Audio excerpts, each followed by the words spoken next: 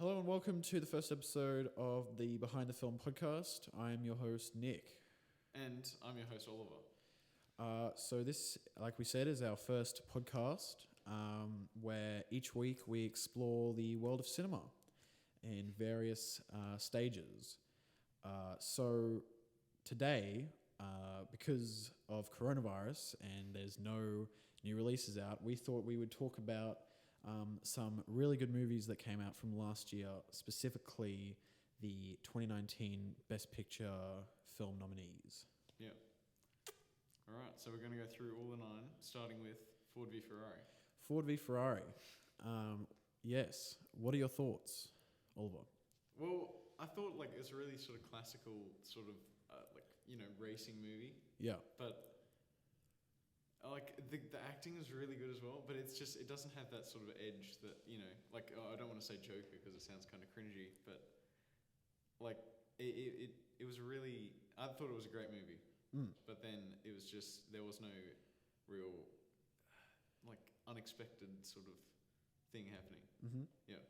Yeah, I mean, I think it's quite a typical Best Picture nominee film. Yeah. It's got all the categories. It's based on a true story. Yeah. It's got famous actors in it. It's all that good stuff. I thought that Christian Bale was excellent in the movie. Yeah. I don't remember, did he get nominated for Best Actor? I don't think so. Oh, okay. Well, he was great in the film, and Matt Damon was also great. I don't know, I mean, the movie was just, there's not much to say about it. It's just pretty good. Yeah. I thought that it was a little bit too long in the grand scheme. I think they could have fixed that because the start took a while to find its feet and took a while to get going. And then the obviously abrupt character moment at the end, which I won't get into if you haven't seen the film. But it's very, very good overall, the movie. But there are some definite problems with it. Yeah, but I think with that abrupt ending, it's because this was an actual person, it's how can you sort of tell his story without disrespecting his legacy, Yeah, I mean, I think it could have been a little smoother if they just, at the end they could have just had a title card come up and just say he died. Oh, yeah, I don't know. Because it was very odd, that we had the race, we had the finish, and it was already kind of sad because he didn't win the race. Yeah. And then he just freaking dies. Yeah. And it was just, I don't know. I felt like it wasn't handled as smoothly as it could have been. Yeah. Well, I thought that, I see your point, but I think that I thought it was a great, sort of, not great ending, but it was a good ending for the story that the director was trying to start. Yeah. Fair enough. Well, I gave the film an 8 out of 10. Yeah, and I gave it a 9 out of 10. Yes, it was pretty good. Oh, yeah, I thought it was very good. Yes. So next up is The Irishman, directed by my all-time favorite director, Martin Scorsese. Yeah. He's an absolute legend. I mean, come on. How can you go wrong? How can you go wrong? We got Al Pacino, Robert De Niro, Joe Pesci, Martin Scorsese making a movie. Yeah, exactly. Movie that was 3.5 hours long. Yeah. Thoughts? I mean, it's a great film. I don't think you can... It doesn't really have any problems in the sense. There's nothing... Yeah, exactly. There's no technical issues. Well, yeah, it's how can Martin Scorsese team up with these incredible actors creating a story that he is so, in love with, that, typical sort of gangster story, gangster-esque story. It would be hard for him to mess that up, but it was so long. It was so long. I think it's the longest movie I've ever watched. And I have watched the Lord of the Rings extended cut. Oh, yeah, and you could say Kill Bill is one movie. Kill Bill is one movie. Seventh Samurai was pretty long. I don't know. But, I mean, look, other than the runtime, you got to admit, for the most part, they didn't waste anything in the runtime. Yeah. You could look at stuff and be like, you could cut that out. It's not necessary. But not those scenes were bad. Yeah. I don't think there was a single bad scene in the movie. Yeah. And I think it was clearly Scorsese was trying to tribute his former career. This is probably the last sort of grand gangster film that we'll probably see from him, which is pretty sad in thing. I mean, not like there's good movies coming up from him. The next movie, Killers of the Flower Moon with Leo DiCaprio. Well, I mean, yeah, I feel like that's gonna be fantastic. That could be a winner over The Irishman, you know. Possibly. I mean, I got to see it an early screening in the theatre, and I saw it all in one go. Oh, The Irishman. Yeah. The Irishman, yeah. And I think it's good. Overall, I think it's good that it's on Netflix. Yeah. Because it's definitely a movie, for the most part, you can't really watch. I mean, like, how did you watch it? Well, because I took a bus ride. Yeah. And then watched it on the bus ride and on the way back. And it was like an hour bus ride and like still not finished, obviously. So then I had to watch it, the rest of it, the next day. It was like, it just sort of it ruins the movie when you have to watch it like that, you know? Yeah, like no, it's fair just enough. Choppy. Yeah, choppy. Well, I mean, overall, it was well done. Yeah. Fantastic. I thoroughly enjoyed it. The only thing is, it's just not as rewatchable as some of his other movies, just because of that runtime. Yeah. And I mean, I don't think I was as personally interested as something like Goodfellas. Yeah. Which is my second favorite movie of all time. Yeah. I freaking love that movie. But it was very, very good. Yeah. I gave it a 9 out of 10. Yeah, I was the same as Nick. I thought it was a great film. 9 out of 10? 9 out of 10. 9 out of 10. Fantastic.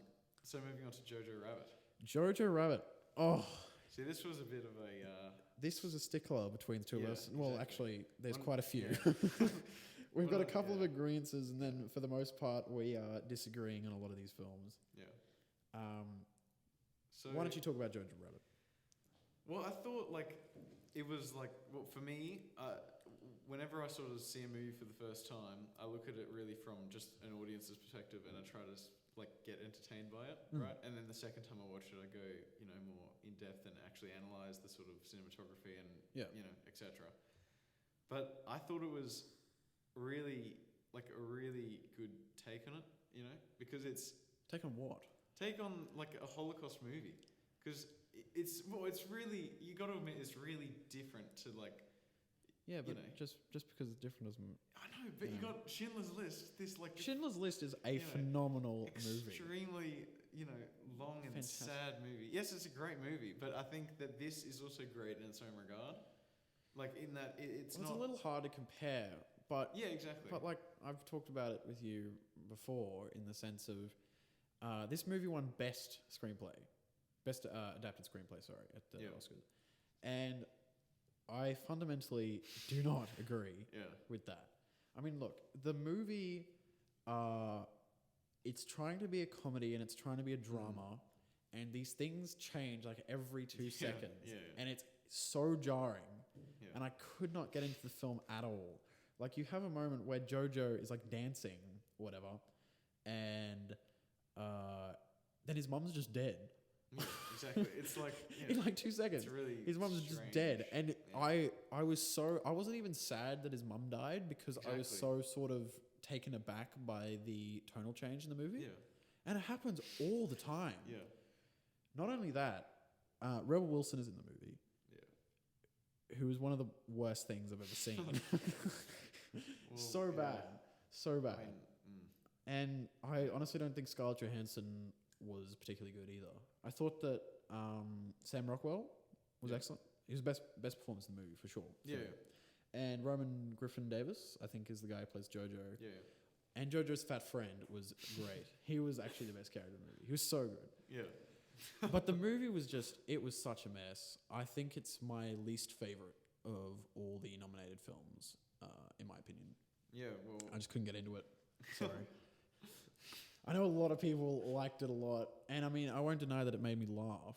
And the movie it's not terrible. It's not incompetently shot. It's just very average, in my opinion. I just don't think much of it, to be honest. I gave the film a 6 out of 10. Yeah, and I gave it a 4.5 out of 5, 9 out of 10. Yes. Yeah. So very different opinions.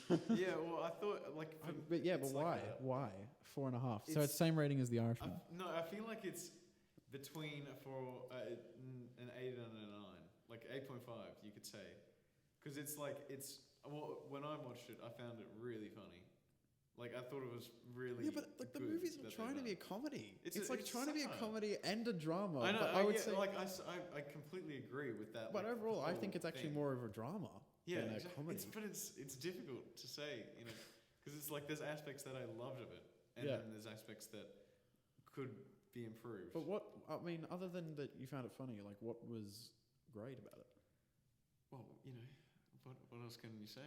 It's like, I mean, But if the movie is like 40% of it is trying to be a comedy and you just say, oh, it was funny, that means that you only liked 40% of the movie.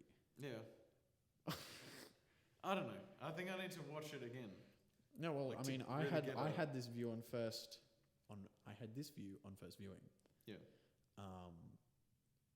For the most part, for all of these movies, I had the same view. Anyway, Jojo Rabbit, mixed bag in my opinion. Mixed bag. Don't know if it should have gotten a Best Picture nomination over some snubs like The Lighthouse, which was incredible, Yeah. fantastic, and Oliver's much loved Portrait of a Lady on Fire. Oh, no. Oh, and Midsummer, I want to say. Yeah. That should have got something. That was a phenomenal horror movie. Yeah. Anyway. And Uncut Gems, but like, Uncut Gems, yeah. Adam Sandler, yeah.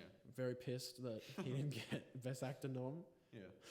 Well, it's a very like, divided. Yeah, sort I of- mean, the Academy doesn't like Adam Sandler. Yeah, exactly. Yeah. I Anyway. yeah. What excellent film do we have next? We have Joker. Oh, The one and only. oh, great. Oh, how I love Joker so much. It is literally the best thing I've ever seen. If Yeah. my second favorite movie of all time was Paul Blart Mall Cop. I'm kidding. It's not that bad. I wouldn't say it's that bad as Paul Blart Mall Cop. Okay. Well, Anyway, tell about the Joker. like, I'm an aspiring actor, and so I Yes. think that watching Joaquin in this film, Mm. and then I've always loved the like Joker, well, not Joker franchise, but like the Dark Knight sort of thing. Where Mm. like okay, Heath Ledger, that's The incredible. Dark Knight is a fantastic movie. Exactly. It's awesome. And so, like, to go from Heath Ledger, right, and then Jared Leto is just Do you prefer completely messed it up. do you prefer Joaquin Well, to they're very Heather? different. To 'Cause Heather. it's To like Heath. no, but he, you know, you can't really compare them because Joaquin has his own movie about his own character, and then Heath. Yeah, but like I find The Dark Knight to almost be Heath Ledger's movie. When people talk Yeah, about The Dark I Knight, agree, they just I go agree. Heath Ledger. Yeah, You know, completely. it's like I agree. it was his movie in my opinion. Yeah, Not that everything, because a lot of people seem to have this stigma that The Dark Knight is just good when the Joker's in it and really bad when he's not in the movie. Yeah. Which I disagree, but I will say that he is the best part of the movie. yeah. Anyway, we should get back to Joker. Yeah. Well, I thought like I agree with your like views that the script could develop other characters more. Yeah. You know, but I just think that Because yeah. you know, you see all these other. Like, everyone's beaten this to death, but I do agree that it is so blatantly obvious how much this movie is. I would say ripped off from Scorsese's Taxi Driver and The King of Comedy. Which Yeah. I mean, you've seen Taxi Driver. I don't think you've seen King of Comedy yet, but that's No. great. It's in my watch list. It is in your watch list. You'll watch it one day. But I think King of Comedy even more in this movie. But you know, it wears its influences on its sleeve, and unlike the other previously aforementioned movies, there's just no subtlety to it. Yeah. You know, every character in the movie, other than Joaquin, is just a generic asshole who, like, no one has a character in the movie.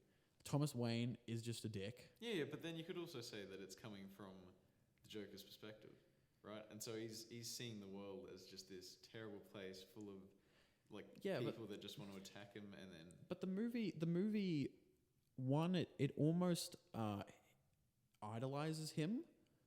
yes, You know, it idolizes his view, but he's just a nut.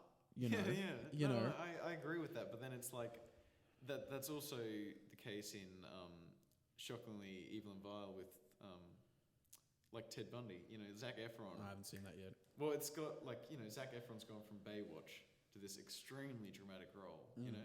And, well, in my opinion, he just did not do that well. Like, he made What did you give that? 3.5.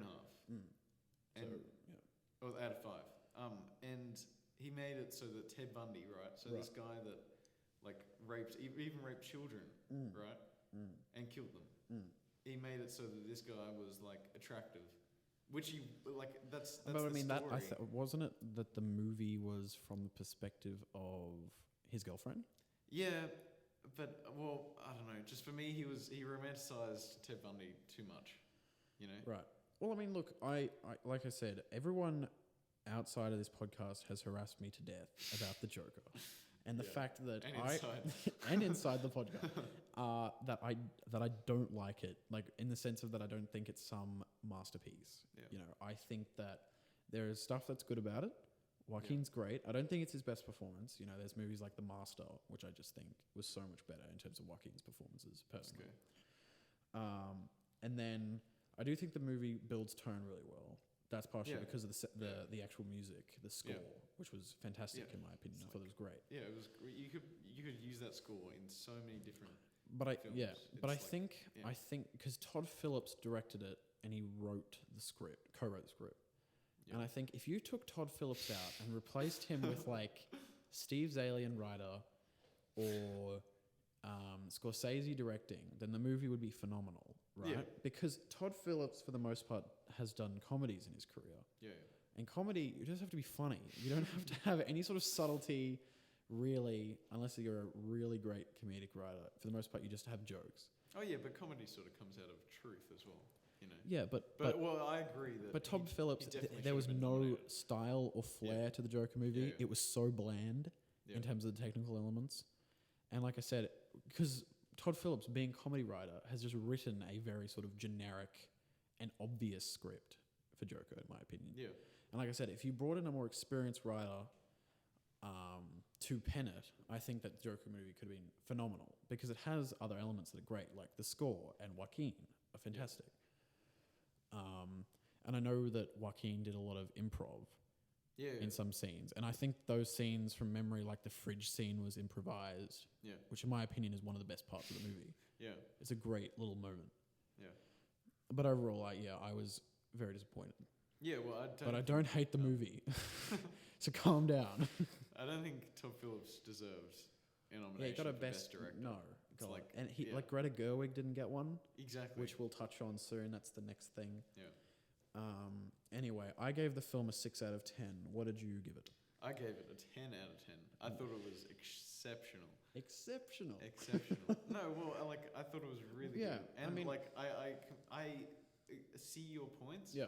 But for the film that it was made, for me viewing it, I didn't think that swayed my opinion in a bad way. Right. You know. Yeah, fair enough.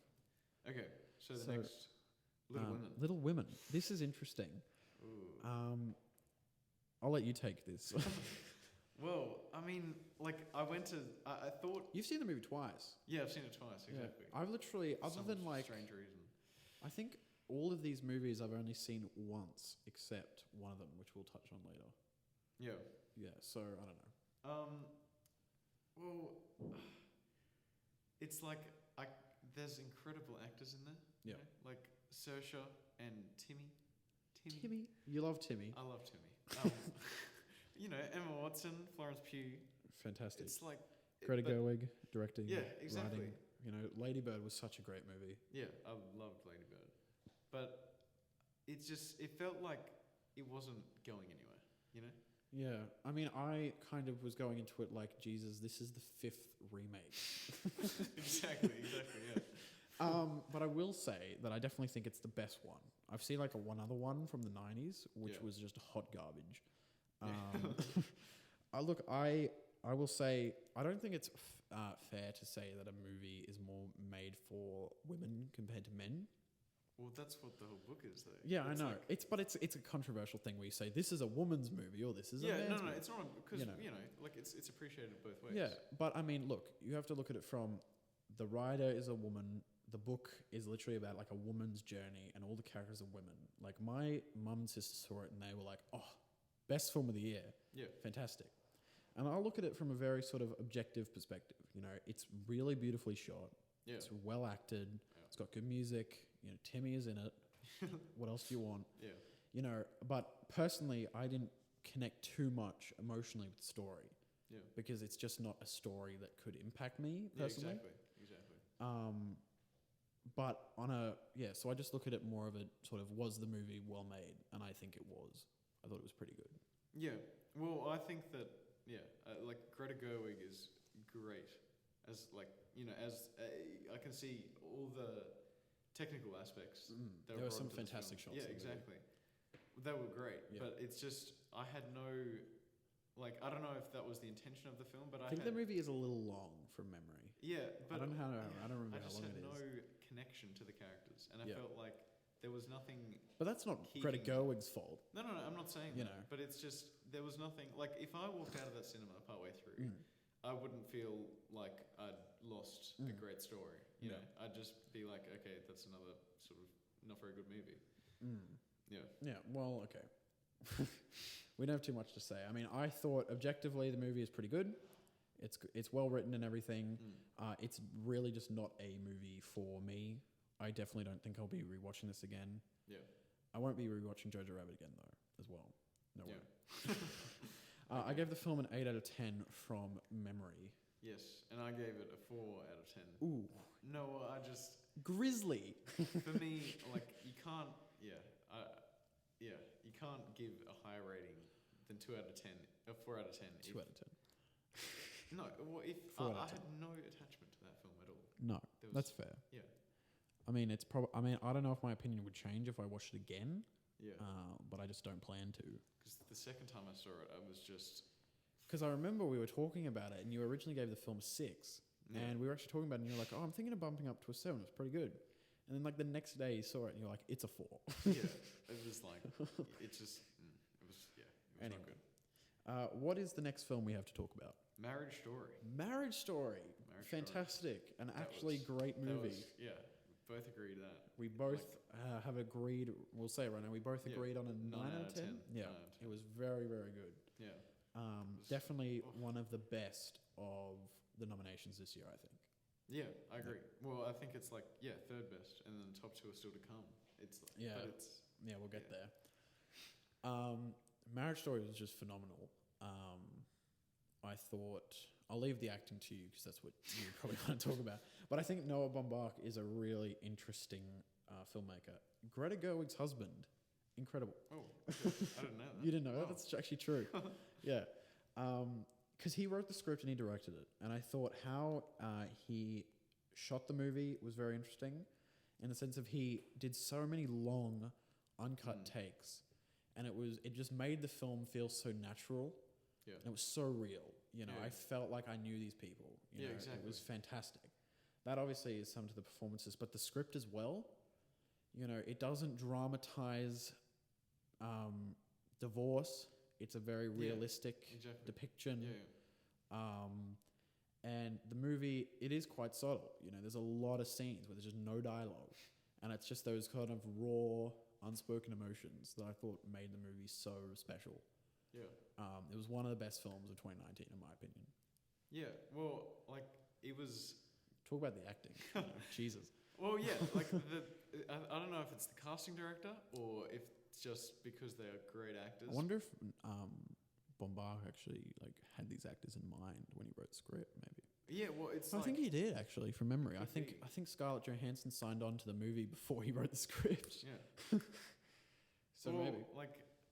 Adam Driver and Scarlett Johansson, they were incredible. The first time I saw it, I thought, oh, this is just boring, But then, I just kept thinking about it in my head. It wouldn't leave. Yeah. And I realized that, it's not. It's very impactful. I really think. Exactly. The intention wasn't to, keep me on the edge of my seat. It was to bring me a real story. Yeah. And that was done incredibly well, I thought. Yeah. I agree. It was just a really great movie. I mean, the only thing really I would say about it is just that it's not particularly original. It's usually just about it's just about a divorce, Yeah. But it's never been done. A story like this has been done to this level of quality. Yeah, exactly. And so that one point I lowered it to a 9. But that's it. I think everything else full marks. Yeah. Fantastic. I agree. So we're getting down to it. We're getting to the last few. What's next? 1917. Okay. Do you want to talk about that? Well, I mean, you've got. I don't have much to say really. You've obviously got the great cinematography.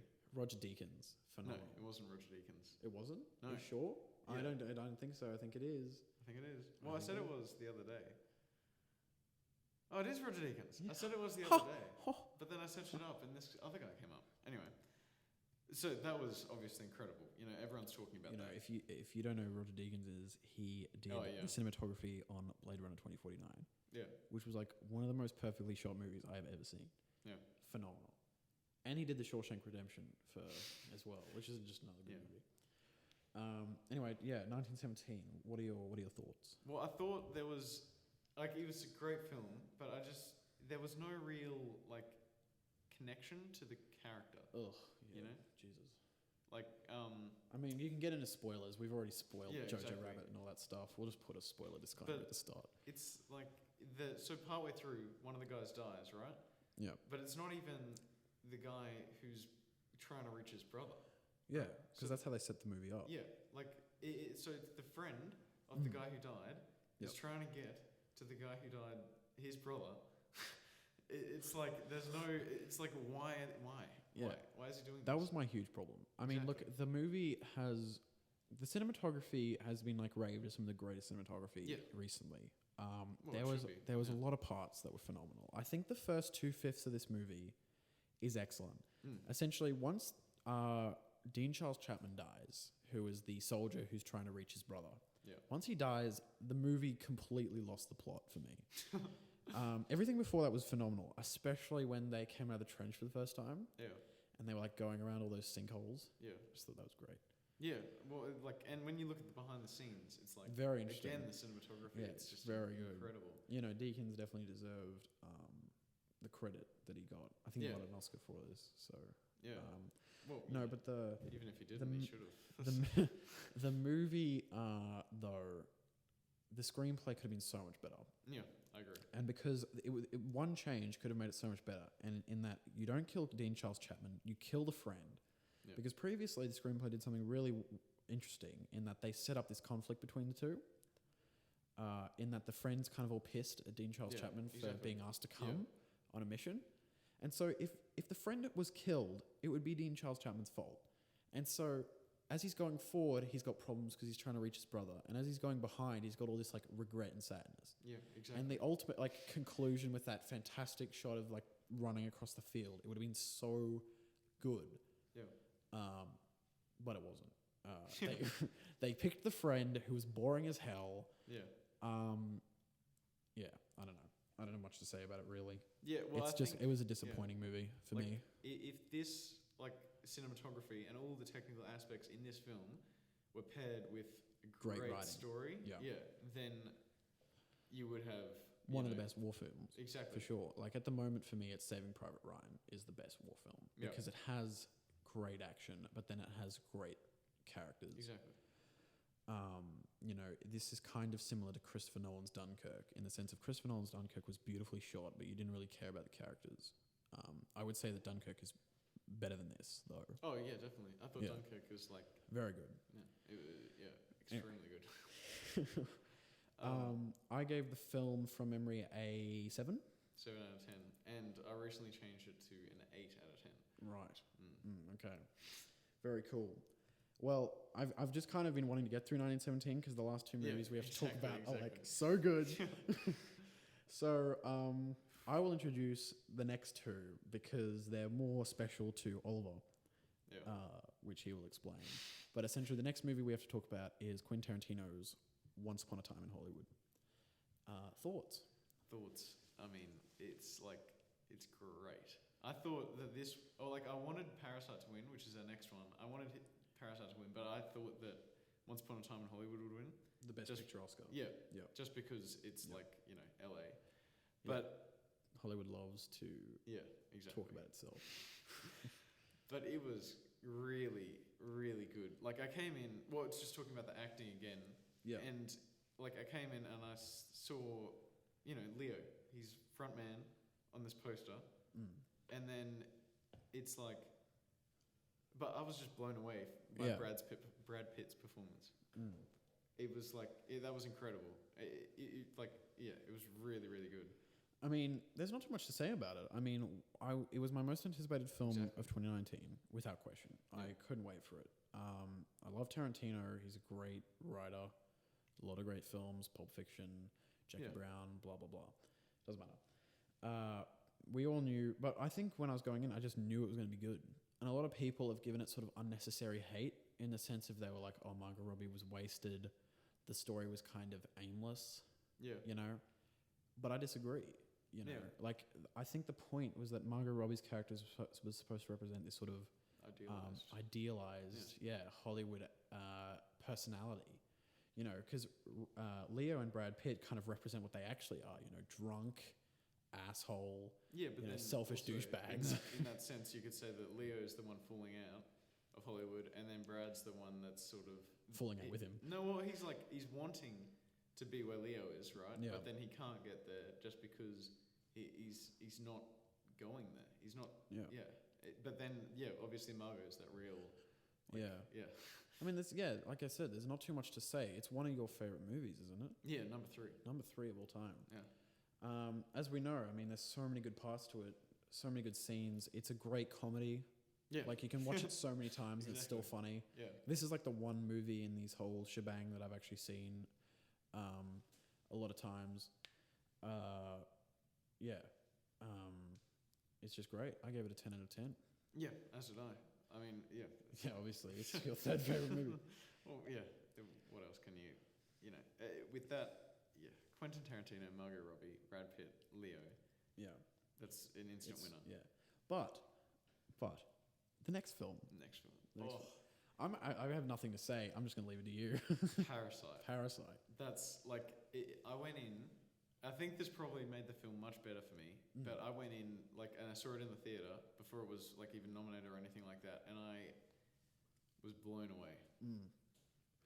Because this movie is kind of special to you, isn't it? Because it is your favourite film. Yeah, favourite film of all time. Favourite film of all time. It was incredible. Incredible movie. I thought it was great. It was my favourite of the nominations as well, for sure. I unfortunately have still only seen it once. I'm very desperate to see it again. Yeah. I mean, again, kind of like there's not too much to say about it. Not because we couldn't talk about it, just because pretty much everything has already been said. Yeah, exactly. Like, everyone knows how good this is. It's won Best Picture at the Oscars. It was the first foreign film to ever win Best Picture. First foreign film to ever be nominated. Yeah, crazy. It's the highest rated film on Letterboxd of all time. It beat The Godfather. Yeah. There's not too much to say. Like, if we don't want to talk about it too much, really, because if you haven't seen it, go in with knowing nothing. Exactly. If you haven't seen it, please watch it. Set low expectations. Have low expectations. Don't Google anything about it. Just go in and watch it, and it'll be so much better. Exactly. You know, you're going into Once Upon a Time in Hollywood, and you have expectations. You know, you're like, this is going to be good. You got Leo, you got Brad, whatever.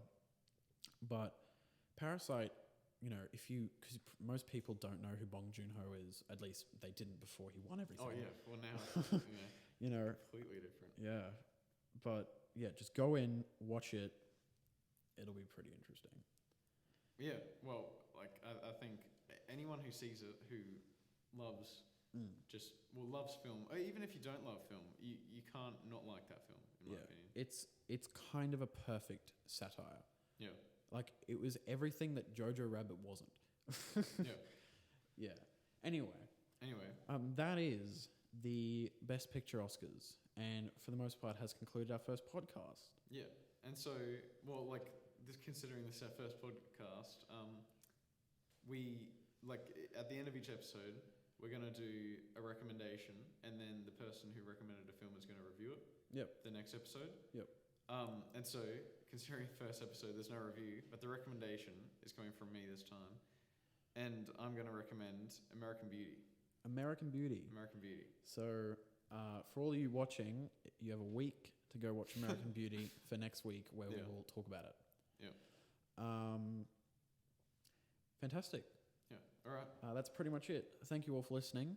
Yeah. Make sure to leave a like and go and follow us on Letterboxd. Our accounts are linked in the description. And we will see you all next week. Yeah. Thank you. All right. Thank you.